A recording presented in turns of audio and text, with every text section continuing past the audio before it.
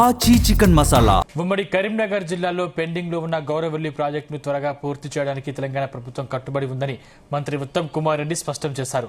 మంత్రి పొన్నం ప్రభాకర్ ముగ్గురు జిల్లాల కలెక్టర్లు, రాష్ట్ర అడ్వకేట్ జనరల్, ఇరిగేషన్ అధికారులతో ప్రాజెక్టు పరిస్థితులపై సమీక్ష చేశారు.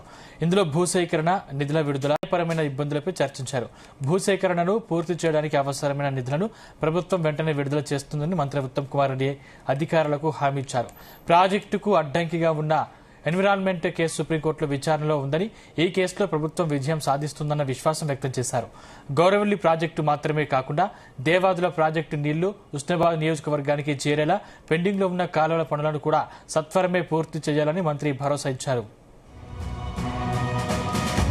ఉమ్మడి కరీంనగర్ జిల్లాలో ఉన్న Gouravelli project, Gouravelli irrigation project అనేక కారణాల వల్ల, లీగల్ ఇష్యూస్ వల్ల కూడా చాలా ఏండ్ల నుంచి పెండింగ్ లో ఉంది.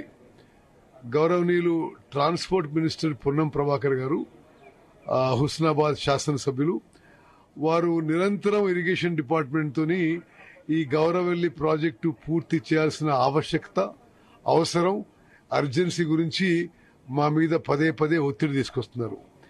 ఈరోజు మరి గౌరవ మంత్రివర్యులు ప్రభాకర్ గారితో, అదేవిధంగా మరి ముగ్గురు కలెక్టర్లతో, సిద్దిపేట, జనగాం అండ్ కరీంనగర్ కలెక్టర్లు ప్లస్ ఇరిగేషన్ అధికారులు ప్లస్ రాష్ట్ర అడ్వకేట్ జనరల్ అందరితో మీటింగ్ పెట్టి లీగల్ హర్డిల్స్ ఎట్లా క్రాస్ చేయాలి, అదేవిధంగా ఆ ప్రాజెక్టులో ఎట్లా ముందుకు పోవాలి, ల్యాండ్ అక్విజిషన్ విషయంలో మరి ఏ విధంగా మనం ముందుకు పోవాలి.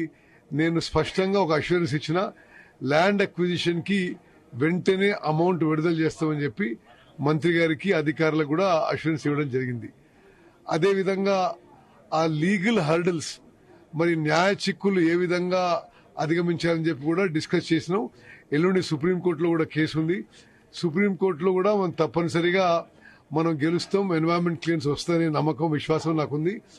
గౌరవల్లి ప్రాజెక్ట్ అన్ని విధాలుగా పూర్తి చేయడానికి తెలంగాణ కాంగ్రెస్ ప్రభుత్వం మరి మేము కట్టుబడి ఉన్నామని, కమిట్మెంట్తో ఉన్నామని చెప్పి నేను మనవి చేస్తూ, అదేవిధంగా దేవాదుల ప్రాజెక్ట్ నీళ్లు ఏదైతే హుస్నాబాద్ కాన్స్టిట్యున్సీకి రావాలనో దానికి సంబంధిత పనులు కూడా వేగవంతం చేపడతామని చెప్పి నేను హామీ ఇవ్వడం జరిగింది.